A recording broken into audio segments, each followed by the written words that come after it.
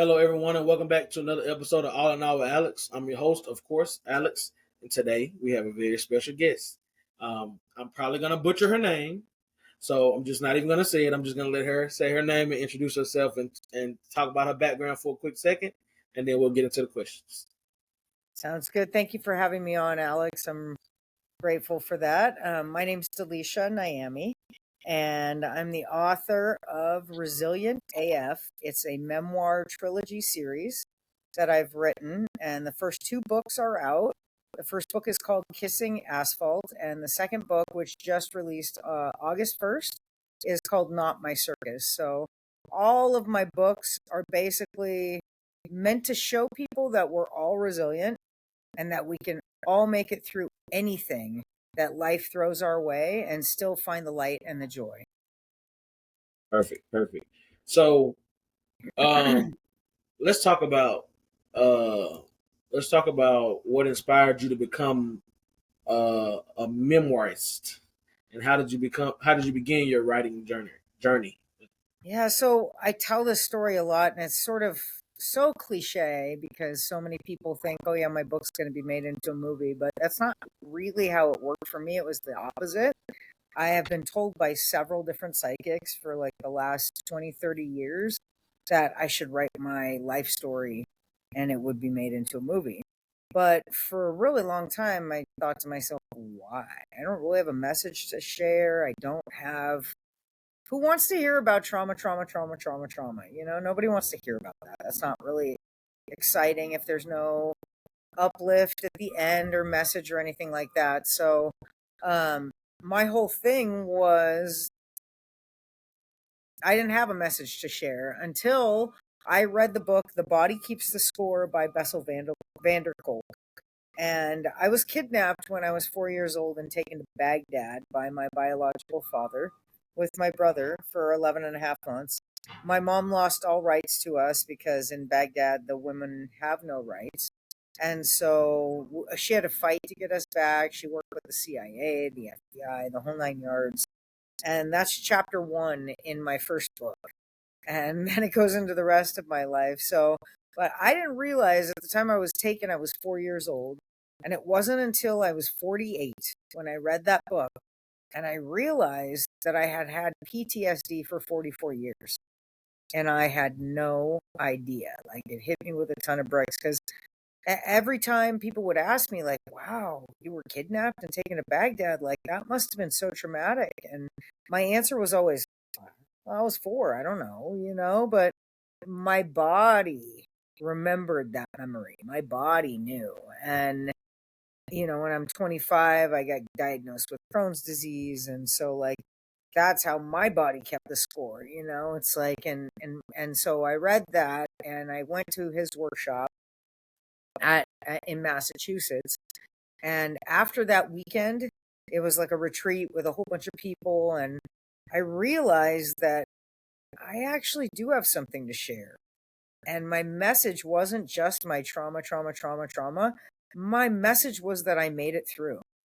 And not only did I make it through, but I triumphed. And I'm happy. And I'm joyful. And I find joy in the little things in life. And I am truly that way. It's not an act, It's like I've found the happiness from within, even though I've been through all of this stuff. And that's my message to the world. And that's why I want people to see, like, I want people to read my books and be like, holy shit. Like, if this girl can make it through that, I can make it through what I'm going through. Let's do this. That's kind of that was my whole purpose in this. Like, I've had friends who have committed suicide, and if I could stop just one person from doing that, that's worth it. That made my life worthwhile, I mean, you know, it going through some of the things that you went through. I mean, you have to be, well, for lack of better words, you have to be resilient as fuck. Yeah, resilient, resilient Straight AF. up, You know what I mean? So, straight uh, up. so yeah. I mean, I definitely get what you're saying on that. So, um, so how do It was you? after that I decided to write my book because I figured out, yeah, I do actually have a message to share. It's not just all like Right, right. depression. Now, Right. granted, people don't get to that big aha moment until the third book, but it's there, I promise. So, so how do you approach writing about sensitive topics like sexual abuse and trauma recovery? Because I know a lot of people kind of frown upon it, or they don't want to, they don't want to hear about it. But they are important topics because you know those are things that people are going through on a daily basis that affect their lives and then also their children's lives and so on and so forth. Absolutely. And I am a huge proponent of talking about it because I believe, like anything in this world, that you have to talk about things in order to create change and positive change, hopefully. And that is why I came out as a lesbian in high school and got tortured by kids. I didn't care, but you know how many people from my high school have come up to me afterward and said, "You're my hero.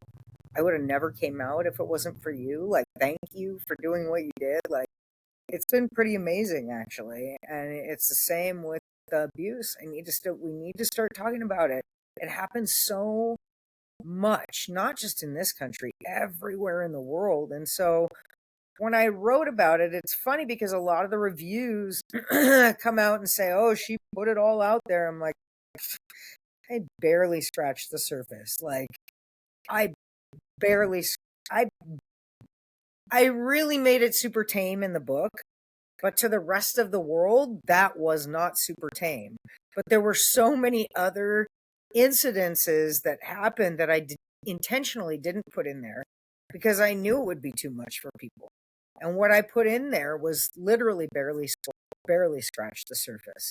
And so I didn't want to traumatize people, but at the same time, I wanted to get my message across of, and probably my most important thing is I really want to get to kids. And I was actually at a book signing on Thursday, and I had a 9-year-old kid come up to me. Her name was Amaya. She was so cute. And she was asking me all these intelligent questions about my books. And she asked me what AF stood for. And so I had to figure out how to explain that to a 9-year-old. I said, as the F word, you know? And she's like, "Oh, I've heard that in school before." But she was so cute and so innocent.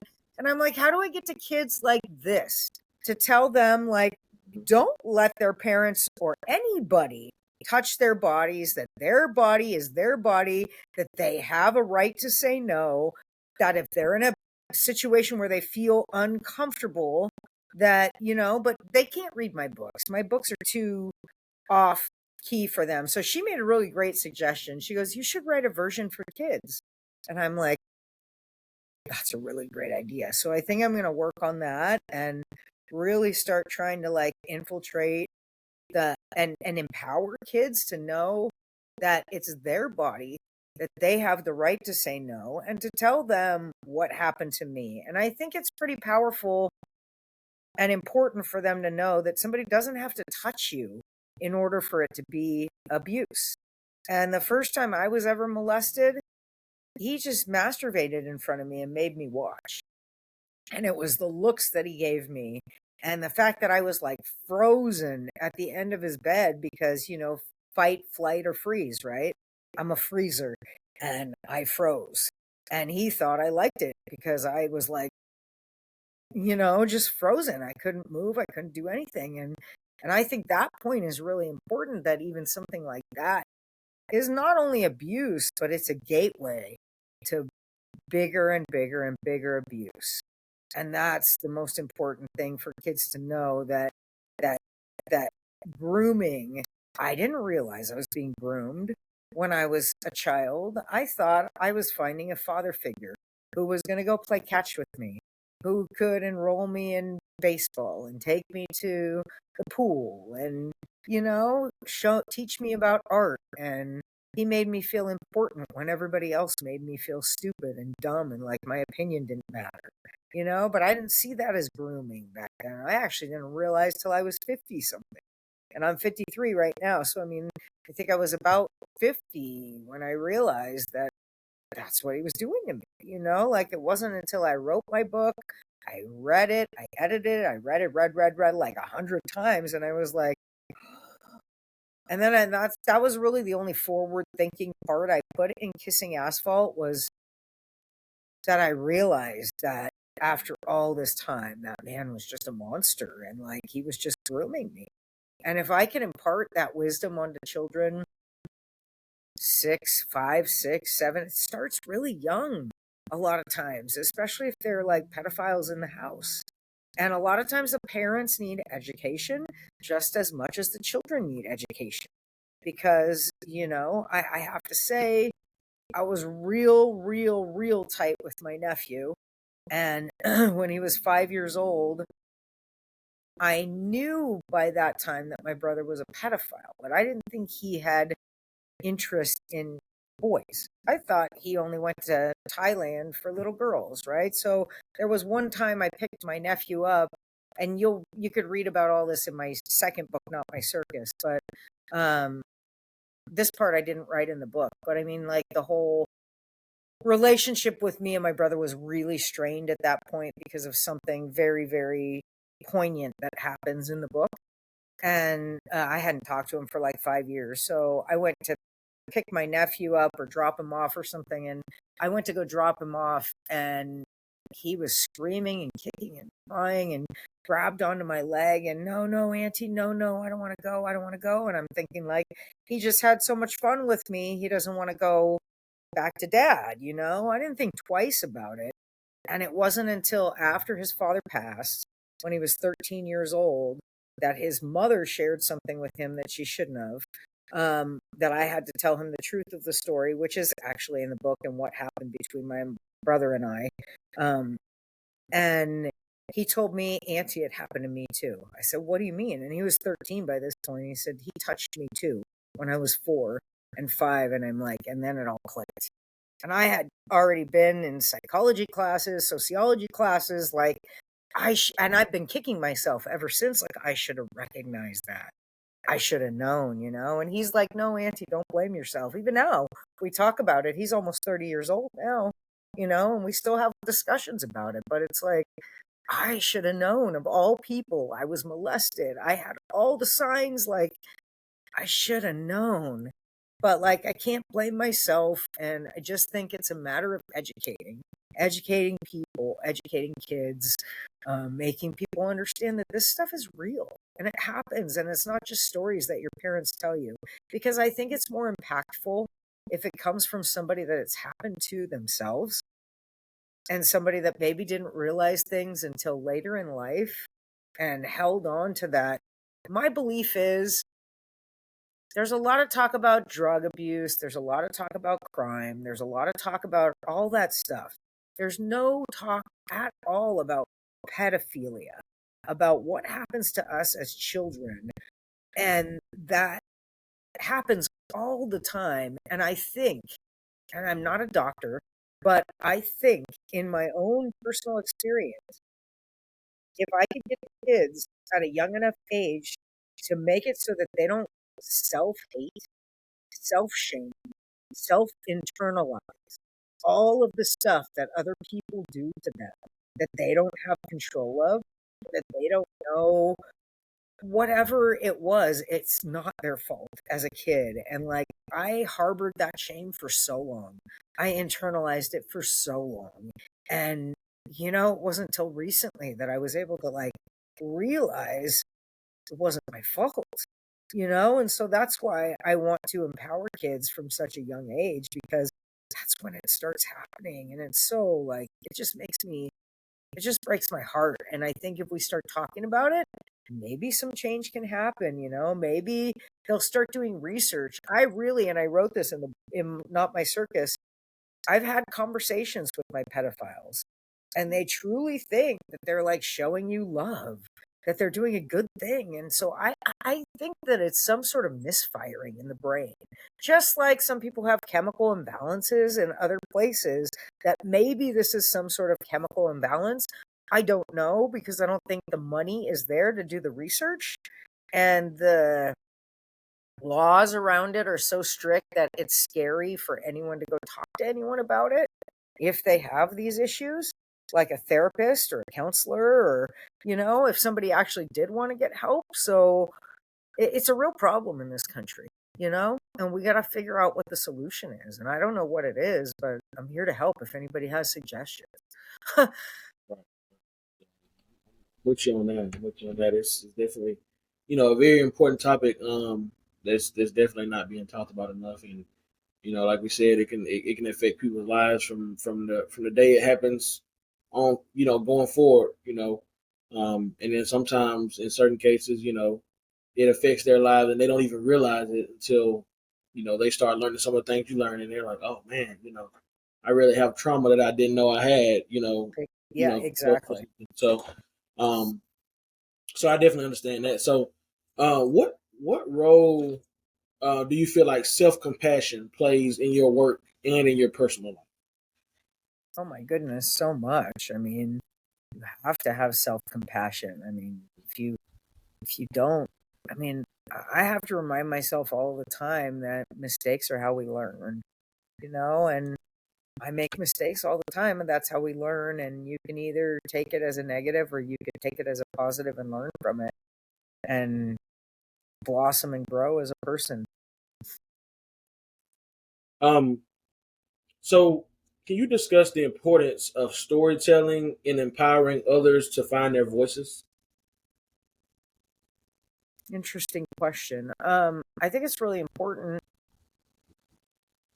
Like for me, I never wanted to put my life out there. I never wanted to be that vulnerable and throw the trauma that I had in the world out there. That wasn't like why I did it. Um, I did it simply to help others, and I knew that I could just by the reactions of my longtime family. I call them family. That's my friends that are my family. Um, and the things that they would constantly tell me how strong I was, how this, how that, and I didn't believe it for a long time. But once I realized, like, it's so funny because I had a hybrid publisher that I was working with at first, and um, and I switched it up in the middle. But the distributor that I went with, she, well, number one, said I had to have a trigger warning, which thankfully, because so many people have been triggered by my book. So I'm really glad that I have that in there. Um, and number two, they had said that I drew a blank. Remind me again what we were. What was I It talking about? was the importance of storytelling and empowering others to find their voices. Oh yeah. So the woman who owns the distributing company that I go through, Publish, she said, you really need to put the word trauma in your subtitle. And I seriously, I'm not joking you. I seriously said, why?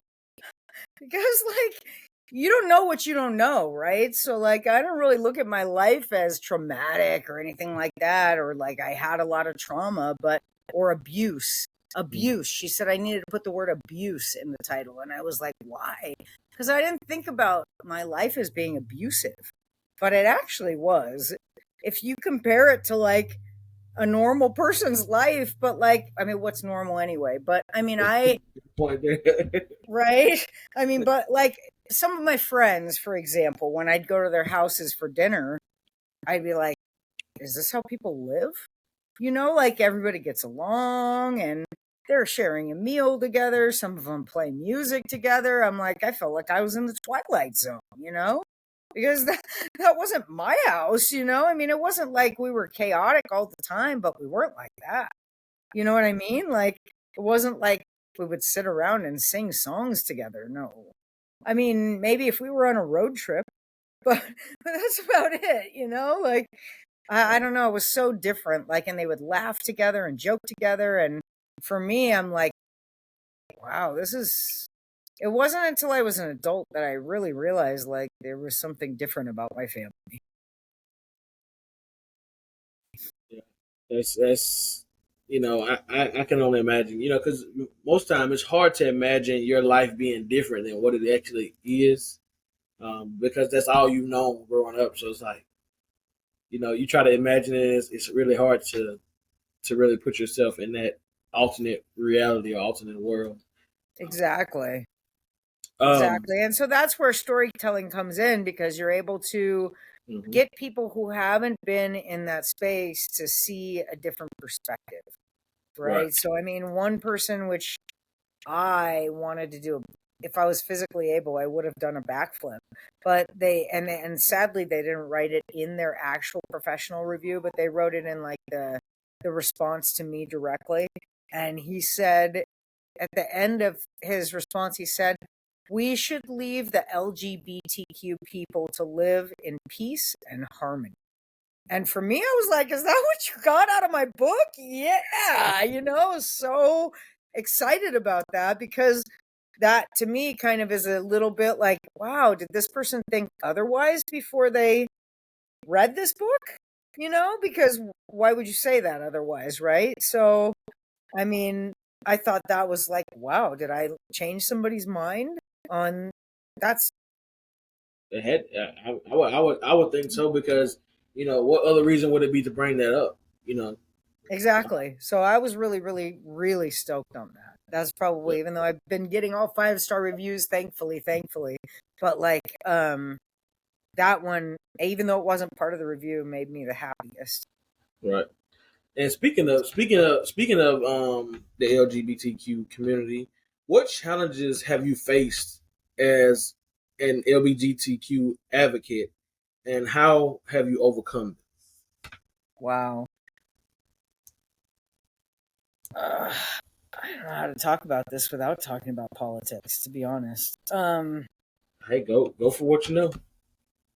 Well, there's been a lot. I mean, I used to work at the Advocate, LGBTQ national news magazine, Okay. and they've been around for a long time. And when the Iran Iraq war was, there was like a new thing with Bill Clinton, when just before he bombed Iraq in like 92, I think it was 1992, and I think he bombed Iraq in 93, when because I was already living in Switzerland when he bombed Iraq. But I was working at the Advocate. Everybody who worked there was pretty much gay or gay friendly, and I didn't write this in the book either.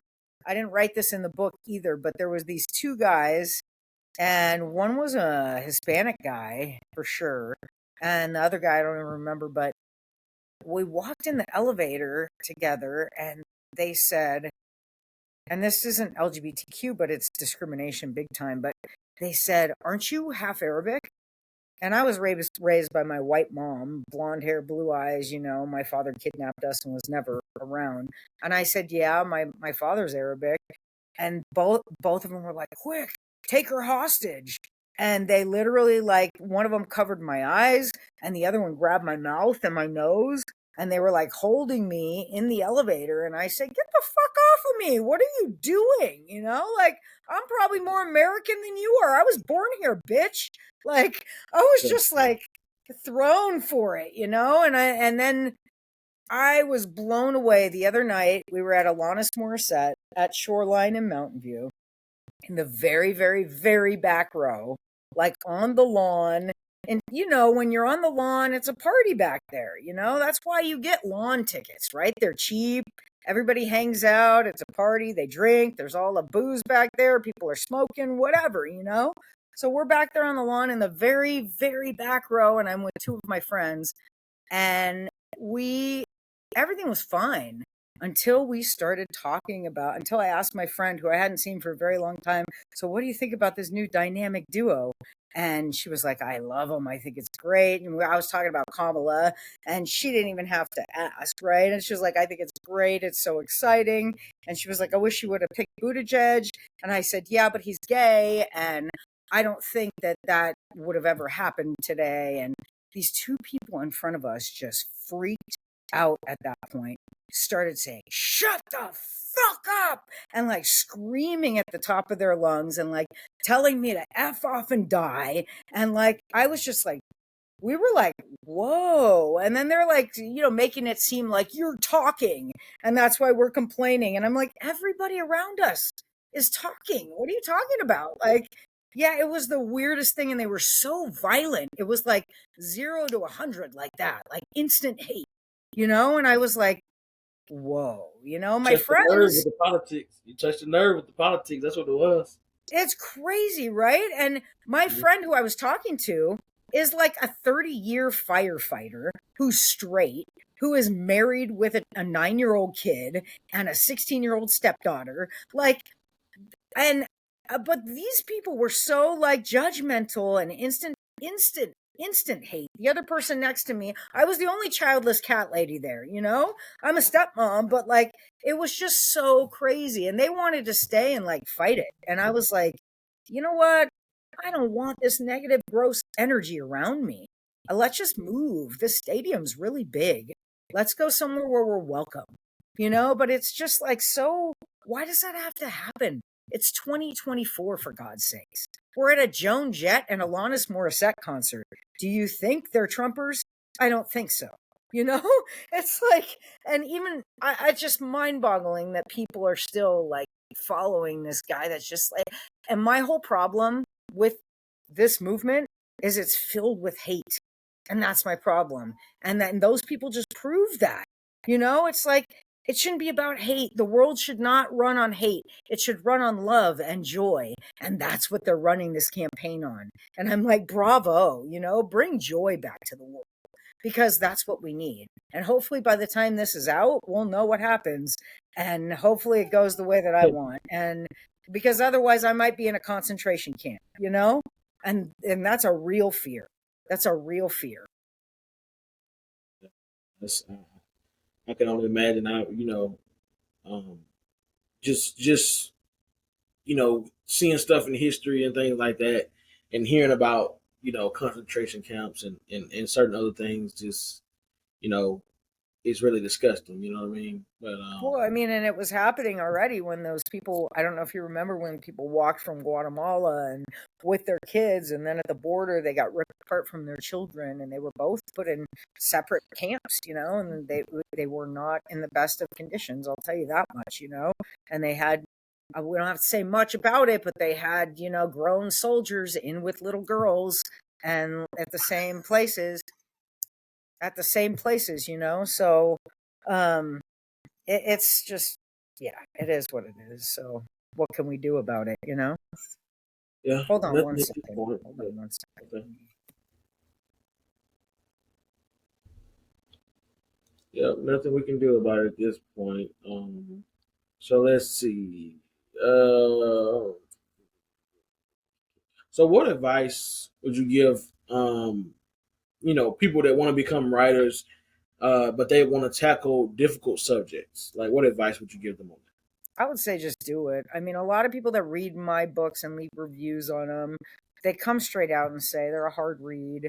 It's not easy. She's raw and honest, and I'm straight up. That's who I am as a person, and that? that's who I am as a writer. And even if it's hard material, I would say, if nothing else, just get the rough draft out and see how that feels internally, because it's been pretty cathartic for me on a lot of different levels. I've realized that, even some friends and I have clashed because they're like, you're different now and you're not like, and I'm like, it's because I'm not as conforming, and I don't, and I know what I need, and I ask for what I need finally in my life, and I don't feel bad doing that. I ask for what I need, and some people just don't like that. So give me one second.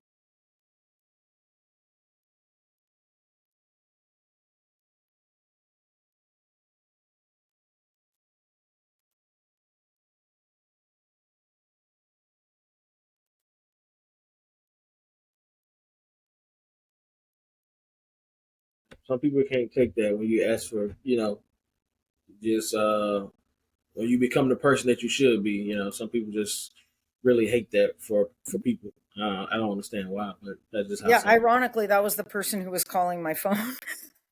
Who was Oh trying, I wow. thought I had turned it down before we started, but that was really kind of ironic. But yeah, it's very like interesting when you're used to just saying yes to everything, and you have to start saying no, and you shouldn't feel bad about saying no, because you have to do it for your own well-being, your own mental health. You know what I mean?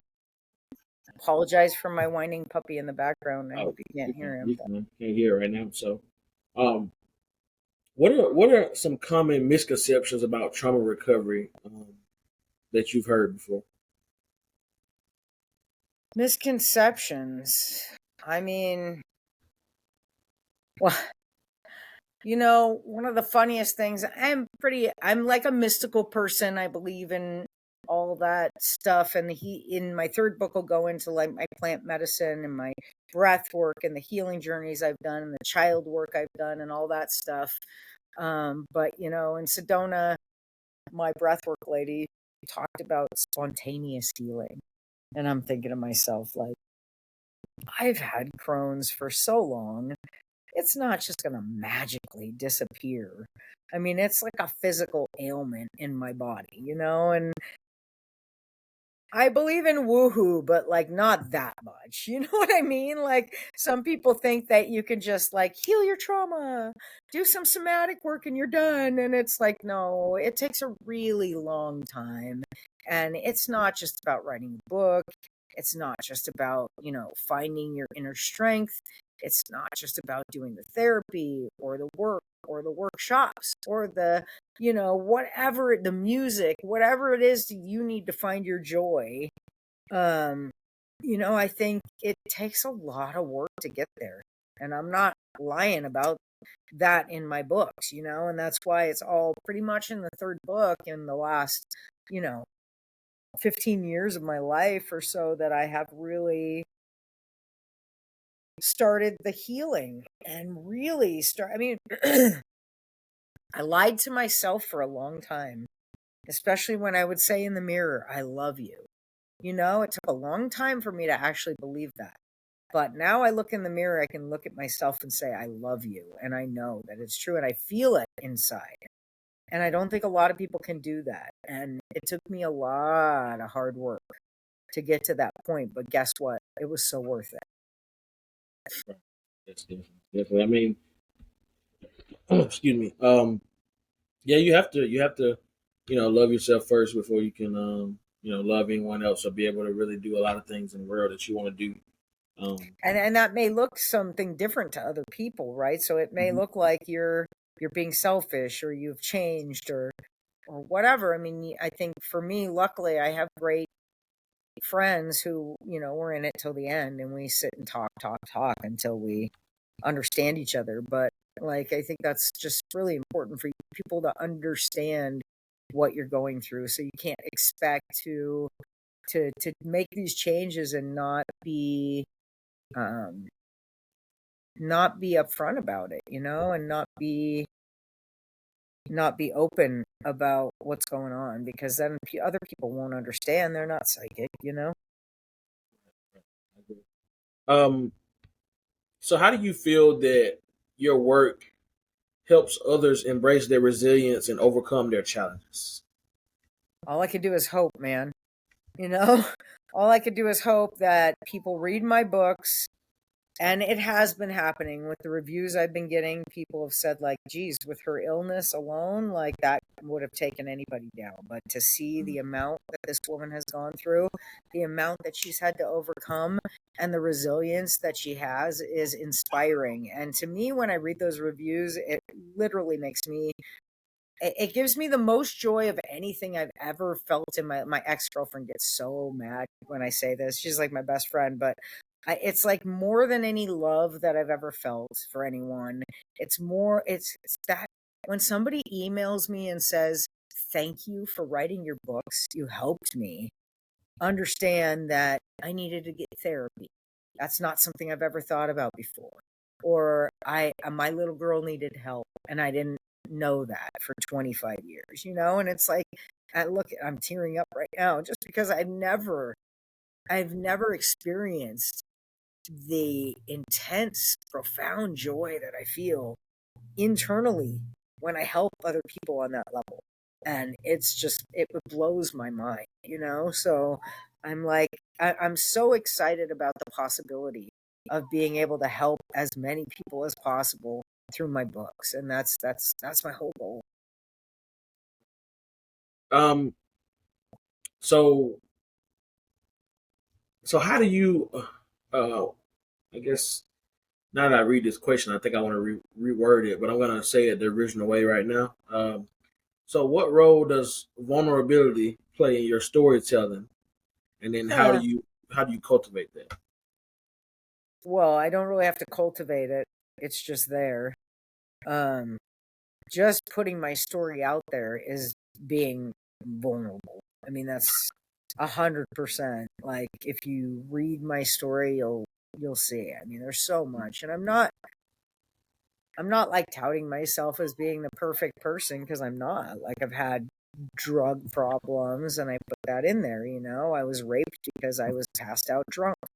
And it's like, and I still didn't learn from that, and I still kept drinking and doing more drugs. And it's like, but I also show people that the reason I was doing that was to mask the I wasn't ready to go deeper at that point. I needed to go deeper. I needed to delve into my past. I was in my early 20s, and I didn't want to do that then. All I wanted to do was mask it. All I wanted to do was hide from the feelings that I was feeling deep down. And I think I put that across pretty good in my books. And in this book in particular, toward the end, once I have custody of my nephew, Christopher, I do stop smoking weed, which people were rooting for in the first book. Some reviews were like, I wish that she would get sober. It's like, just give it time, people. But it's legal now. That's all I'm going to say. But, uh, but yeah, and it's declassified as, Schedule 1, blah, blah, blah. So people can't look at it the same way. I think it's along the same lines as alcohol, and I don't drink, so I should get a little bit of pass for that. Um, let's see. Can you discuss the significance of your education at UCSC in shaping your career? Shaping my career as an author did not really. It was a great chapter in the book. Um, and I think just discovering Santa Cruz in itself, that is a great chapter in my life. And this is I moved around so much, like 17 times in the first 15 years of life. And I can't even count now. Like, I had a cat that was 22 years old, and I counted how many places we had lived from the time she was a kitten, and it was 11 in her 22 years. So yeah, I moved around a lot. And Santa Cruz is where I'm supposed to be. And I finally found it. So that's what UCSC did for me. It wasn't so much how it boosted my career, it was how it changed my life, and how I found a place where I felt accepted and loved, and just it felt right. Like, it, all I could say is, when my feet are planted in the earth in Santa Cruz, it feels like I'm in the right place on this planet. And I can't say that about anywhere else I've been, and I've been a lot of places. Well, that's how you know you're home, man. Exactly. um, so you mentioned earlier that some of the stuff that, well, basically that in your book, you barely scratched the surface of some of the things that you could have said. Um, do you feel maybe that one day you'll come back and you'll put all that into a book, or No, nobody needs to hear the gritty, grimy, gross, disgusting details of what happened, really. I mean, I'll just give you one little thing. Was like, the guy who was my molester's son, David, who we were still friends up until he ghosted me just like a year ago. I don't whatever. He While I was writing this book, he was helping me because he lived it with me. And he was helping me, like, remember things, because I blocked a lot of stuff out. There's one part that I wrote in there, and he asked me one night, "Do you remember when my dad was sharing you with his friends?" And I was like, what are you talking about? You know? And he said, you remember, I forgot what I named him in the book, but the real name is Charles and Isabel. You remember Charles and Isabel? I was like, yeah. Well, you remember we used to go swimming over there, and then all these like flashes started coming in my mind of us like swimming in the pool, and then me sitting on this guy's lap with like a TV flickering in the background, and then like the whole molestation came back to me, you know, and then he started up again. You remember one time when uh, I was too short, so to reach you from behind, so my dad got me a phone book to stand on, and I'm like, no, I don't remember that. And you need to stop because there's a reason why my brain is blocking this shit out. Just stop telling me about shit that happened when we were kids. Like, I remember what I remember and I don't need to remember anything else. And what I remember is enough. You know what I mean? Like, so even beyond what I remember, there's a lot more. There's a lot more that like I'm blocking, but like I won't do EMDR specifically for that because it brings back memories of stuff. I'm like, I don't need to remember anything else. I'm dealing with what I'm dealing with that's in my mind right now that I'm trying to already leave in the past, you know, and live in the present moment, you know? And that's what the second book is a big part of is like learning how to do that internally and how to really like let go and live in the present. Um, so, uh, so your book is available, everywhere. Mm-hmm. And by the time this comes out, the audiobook will be available too. So I have also an audiobook for Kissing Asphalt that's out right now. And the audiobook for Not My Circus should be out by the time this comes out. So how many books do you have in total? I have two right now.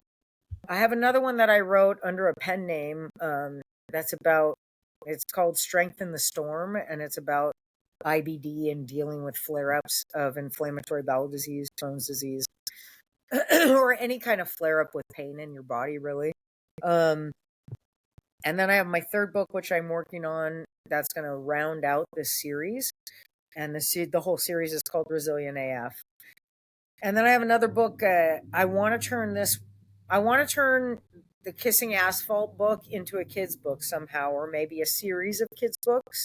Maybe one on bullying, maybe one on molestation or grooming or something like that. And then I wrote a fun book about my cat who I had mentioned that I had for 22 years. She recently just died this year. And I wrote a book about the story of Six, which is what her name was, because she was kind of bullied by her first cat. And then after she died late in life, I got new cats and they became friends. And so it was kind of like a cute little kid story about how the cat was bullied and became friends with her new friends. So it's never too late to make friends in life. No, never, never, never.